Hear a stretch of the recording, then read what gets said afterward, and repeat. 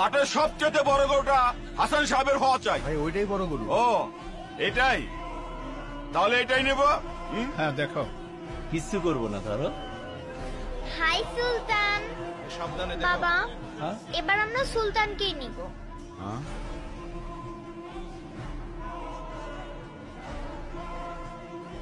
Lisa মামনি, এটা তো অনেক ছোট গরু। বাবা, কোরবানির পশু কি সবচেয়ে বড়ই হতে হয়? ছোট বড় তো বিষয় না, পছন্দের পশু কোরবানি দেওয়াই তো আসল কোরবানি, তাই না? হ্যাঁ তাই তো মামুনি। এত ছোট গরু নিয়ে মহল্লা ঢুকলে পরে মান ইজ্জত কিছুই থাকবো না। বস ওইদিকে। থামো চান মিয়া, আমার মেয়ের মুখের হাসিটা দেখেছো? তাই আমি ঠিক করেছি ওই সুলতানি হবে আমাদের এবারের ঈদের একমাত্র কোরবানির গরু। কি বলো মামুনি? থ্যাংক ইউ বাবা। থ্যাংক ইউ মামুনি। হ্যাঁ দাও।